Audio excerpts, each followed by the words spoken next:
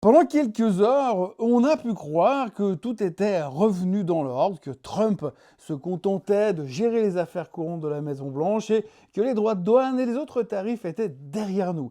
Les volumes se sont littéralement effondrés, l'envie aussi, et le nombre de vues sur les vidéos s'est cassé la figure également. Un peu comme si plus personne ne s'intéressait soudainement à la bourse et aux fabuleux marchés qui sont les nôtres depuis quelques semaines. Et puis Trump s'en est pris aux métaux critiques. Pas si grave, on avait la relaxe sur les voitures qui soulageait un peu, mais on sentait la méfiance quand même. Et puis, juste après la cloche de clôture, les choses se sont compliquées et on a pris conscience que les frontières du business sont en train de bouger et que les sociétés doivent faire des choix cornéliens, lécher les pompes à Trump ou faire du business en mode mondialisation, avec les conséquences que cela apportera. Le premier à comprendre aura été Nvidia. Je vous explique tout ça en 15 minutes. Pourquoi Nvidia se fait démonter after close, pourquoi AMD suit le mouvement, c'est quoi un métal critique et pourquoi on ne sent pas vraiment cette baisse de l'inflation, sans oublier le fait que la Chine cartonne économiquement parlant, mais c'était avant les droits. Bienvenue dans ce Morning Bull et si vous voulez parler finance sans vous endormir, vous êtes au bon endroit. Nous sommes le 16 avril 2025 et je suis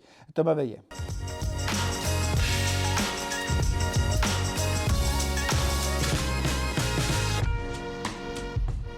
Durant un bref instant, lors de la séance d'hier, j'ai eu l'impression que l'intérêt pour les marchés avait donc disparu. Mais pour être franc, j'ai plus l'impression qu'on est en mode embuscade, prêt à tout pour vendre et tout shorter, ou alors tout racheter et refaire du FOMO notre moto.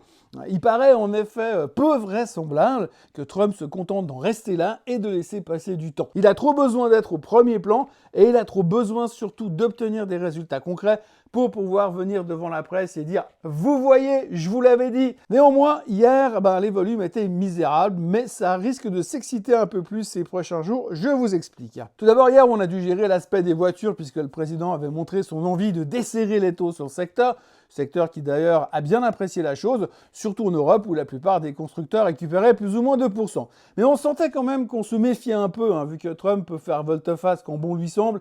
Les marchés du vieux continent ont donc vécu une séance haussière plutôt intéressante, mais avec des volumes pathétiques et qui laissaient à penser que tout le monde était sur la défensive.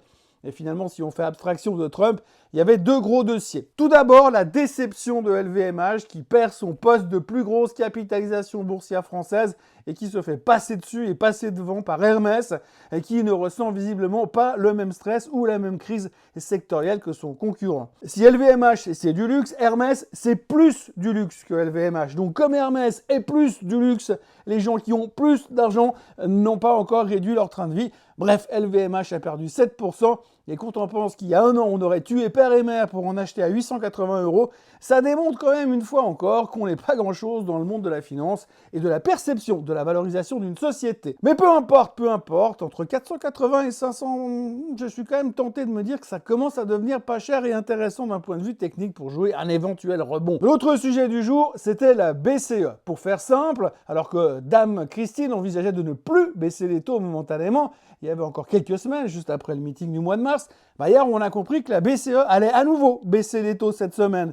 La méthode Trump pèse quand même un peu trop lourd pour la croissance européenne qui est déjà au bord du gouffre. Et la BCE ne peut pas se permettre de ne pas aider, de ne pas plonger au secours de l'Europe. Surtout que là, tout de suite, les tensions inflationnistes ne sont vraiment plus une préoccupation. Hier, la France a même annoncé un CPI en baisse à 2,2%. Et ça devrait être du même acabit aujourd'hui en Europe. Pour faire simple, la BCE va baisser les taux, mais son discours restera moins dovish et laissera la porte ouverte à toutes les fenêtres. En gros, ils vont aller jour après jour, sachant que la visibilité économique, à l'ère trumpienne, est presque aussi bonne qu'un matin d'octobre dans les rues de Londres. Mais pendant que l'Europe pleurait la déchéance de Bernard Arnault, saluait la baisse des taux et se demandait si l'on pouvait faire confiance à Donald Trump sur le sujet des voitures, spoiler alerte, non, le président américain était déjà passé à autre chose. Depuis hier, et jusqu'à l'ouverture de tout à l'heure, sa préoccupation principale, les métaux rares. Donald Trump vient de se trouver un nouveau dada, un nouveau challenge. Une enquête est lancée pour voir ce que l'on peut faire sur les droits de douane sur les minéraux critiques importés. Objectif, réduire la dépendance des États-Unis à la Chine. Et si vous vous posez la question, c'est quoi un métal critique?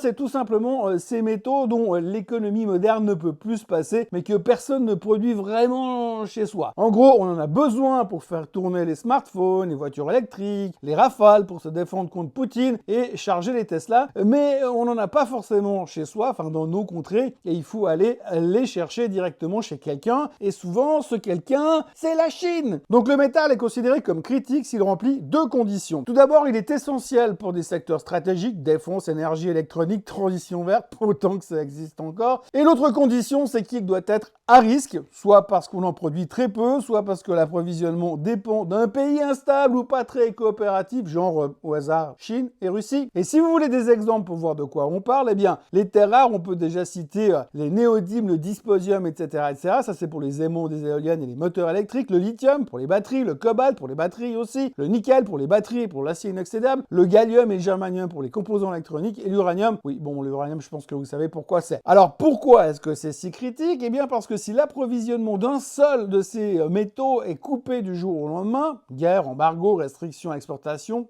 droit de douane, eh bien, c'est toute la chaîne industrielle qui risque de capoter. Tesla, Airbus, Apple, l'armée, enfin, tout le monde va commencer à paniquer. Alors, pour faire simple, métal critique égale métaux indispensables plus approvisionnement fragile égale gros stress géopolitique égale Trump s'en mêle et je veux même pas savoir ce que ça va donner, mais Washington réalise enfin que son économie tourne avec des matières qu'elle ne maîtrise pas vraiment de bout en bout. L'Amérique découvre un tout petit peu tard qu'elle a laissé filer des ressources clés et maintenant Trump veut taxer pour regagner le terrain perdu. Pas sûr que ça suffise ou alors il faudrait simplement annexer le Groenland et l'Ukraine. Mais en attendant, c'est encore une nouvelle étape dans sa guerre avec la Chine.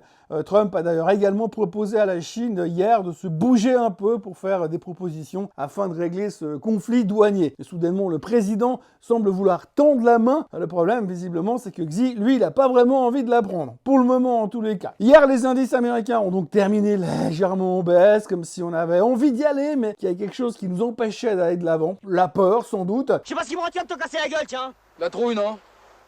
Ouais, ça doit être ça, Laurent. La peur d'un nouveau dérapage douanier de la part de Trump. Et les droits de douane et la problématique avec la Chine restent clairement le centre du monde. Il suffit de regarder ce qui s'est passé hier sur les semi-conducteurs après la clôture, à 22h et des poussières. Hier soir, Nvidia a annoncé qu'il prenait une charge exceptionnelle de 5,5 milliards. Pourquoi? Parce qu'il y a quelques temps, la société avait développé des puces qui se nomment H2O et elles étaient spécialement conçues pour contourner les restrictions Biden en direction de la Chine. Mais pas de bol, dorénavant ces puces nécessitent une licence d'exportation que Washington, bien sûr, n'a aucune intention de leur accorder. Résultat, invendu en stock, commande annulée, inventaire à la casse. Bref, la Chine représente encore 13% des ventes de Nvidia jusque-là et là, bam, c'est quasi fini. Et pendant ce temps, Huawei se frotte les mains. On lui offre le marché chinois de l'intelligence artificielle comme sur un plateau. Ironie du sort, pendant qu'on lui coupe les vivres sur la Chine, Nvidia a également annoncé un méga investissement de 500 milliards aux États-Unis, histoire de rester dans les petits papiers de Donald Trump. Le titre s'est donc pris soigneusement 7% dans les dents after close et a emmené AMD et Broadcom avec lui. Les analystes vont devoir ressortir leur modèle mathématique et voir ce que ça va donner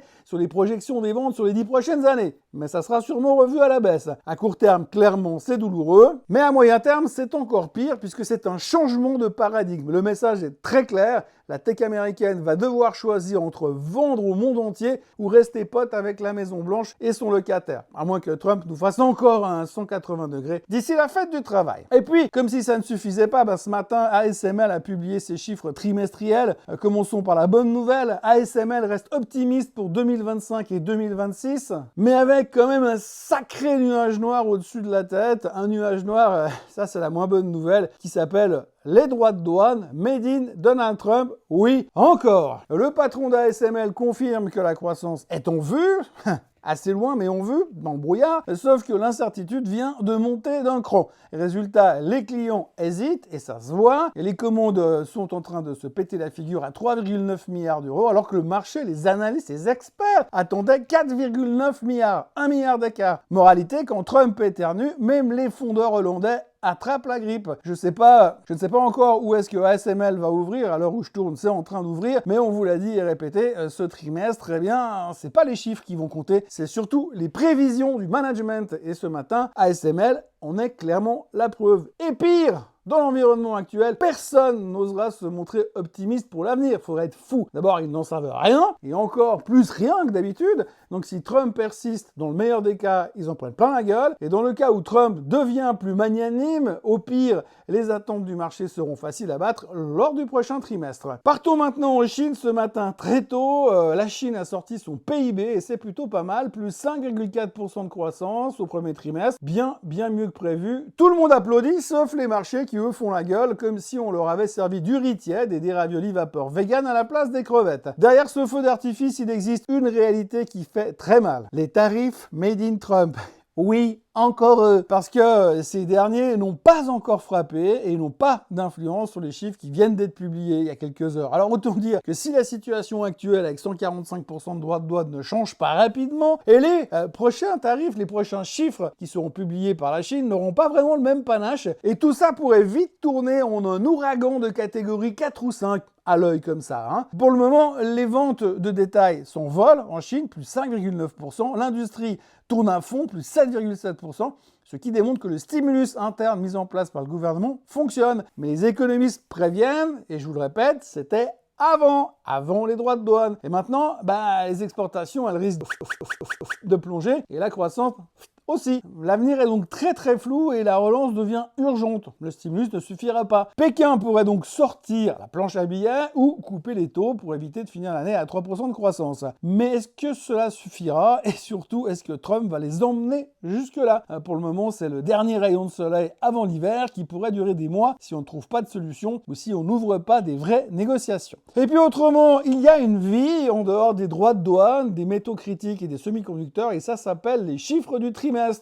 Hier, nous avons eu Citigroup, Bank of America et Johnson & Johnson, pour les plus importants bien sûr. Alors pour ce qui est de Citigroup, on pourrait résumer son trimestre en disant « Quand la volatilité fait peur aux investisseurs, elle fait le bonheur des traders ». Citigroup a surfé sur les montagnes russes du premier trimestre avec des commissions de courtage qui ont explosé et un bénéfice qui était au-dessus des attentes. Moralité, quand ça tangue, il y a toujours un gars qui vend des gilets de sauvetage. Le titre finissait sa journée en hausse, pas dans une grosse euphorie, mais en hausse quand même. Chez Bank of America, on s'en sort plutôt pas mal, merci pour elle, bénéfice en hausse de 11%, un consommateur qui tient encore debout pour le moment, et un joli 7,4 milliards qui tombe dans les escarcelles de la banque. Le marché a bien aimé et le titre prenait plus de 3% hier. Quant à Johnson & Johnson, malgré leurs problèmes juridiques, ils font toujours du chiffre, résultats supérieurs aux attentes, le rachat d'intracellulaire thérapie qui leur a coûté 15 milliards devrait leur permettre de bien finir l'année après l'intégration, et d'ailleurs le chiffre d'affaires annuel a été relevé à 91,8 milliards. Le marché, lui, s'en fichait totalement, un peu à l'image de l'ambiance d'hier. On a envie, mais là, tout de suite, on n'ose pas. Autrement, on notera que Jefferies a baissé son objectif sur le S&P 500 de 6 000 à 5 003. Ça n'est pas le premier à le faire, et ni le dernier. On sent déjà que l'incertitude des droits de douane commence à peser sur les prévisions annuelles. Deutsche Bank est encore à 7 000, donc je vois bien une correction prochainement. Pour le reste, on aura le CPI en Europe, les ventes de détail et la production industrielle aux States. Il y aura aussi le Business Inventories et les inventaires pétroliers et le fameux GDP Now de la Fed d'Atlanta. Et puis surtout, à 19h15 ce soir, il y aura Powell qui va parler. Je n'ai pas besoin de vous faire un dessin sur ce que son intervention pourrait déclencher. On sait qu'il ne va pas se laisser influencer par les coups de boutoir de Donald Trump, mais il va devoir aborder le problème de l'inflation qui baisse et des taux qui, eux, ne baissent pas. Et le fait que les tarifs vont régénérer de l'inflation comme excuse, ça ne suffira pas. Donc, au moins, je suis certain d'une seule chose dans tout ça, c'est qu'il y aura des choses à raconter demain. Et puis alors, à propos du CPI, hier, j'ai vu un ministre français à la télé qui faisait cocorico parce que l'inflation revenait autour des 2%. Et d'ailleurs, un peu partout, on crie victoire. L'inflation est à 2,2%, on a gagné! Sauf qu'on oublie un tout petit détail. Je trouve qu'on oublie un peu trop souvent. Un détail qui fait quand même assez bobo, j'ai envie de dire, puisque depuis le début de la guerre contre l'inflation, 2021-2022, les prix à la consommation, ils ont grimpé entre 25 et 30% selon les secteurs. Et pendant ce temps-là, les salaires, ils ont regardé passer le train comme une vache dans son champ. D'ailleurs, dites-moi en commentaire combien d'entre vous ont eu une augmentation de 30% ou plus ces 4 dernières années. Bref, résultat, le consommateur moyen s'est appauvri, vraiment appauvri, et massivement appauvri. Un petit exemple aux USA où dorénavant, vous pouvez trouver des parcs parking surveillé par des vigiles où vous pouvez aller garer votre voiture et dormir dedans. Alors ça, c'est sûrement un signe comme quoi tout va super bien. Alors oui, félicitations à tous ceux qui se félicitent d'avoir calmé l'inflation sur les 12 derniers mois, mais ça revient quand même un tout petit peu à dire « Le feu est éteint, le feu est éteint, le feu est éteint !» en oubliant tout simplement que la maison elle est déjà complètement cramée. Et dans une économie qui ralentit, où la récession guette et où la stagflation vous fait signe depuis le coin de la rue, cet affaiblissement du pouvoir d'achat risque de faire mal à un certain moment, même très mal. Si la fête de l'inflation est finie, l'addition, elle, elle est visiblement en train d'arriver. Bon, sur ces bonnes nouvelles et sur cette ambiance festive, je vous souhaite une excellente journée et on se revoit demain pour un nouveau Morning Bull Live. D'ici là, n'oubliez pas de vous abonner à la chaîne Suisse Côte en français, de liker cette vidéo, de la commenter et puis surtout de la partager. Allez, belle journée, bye bye.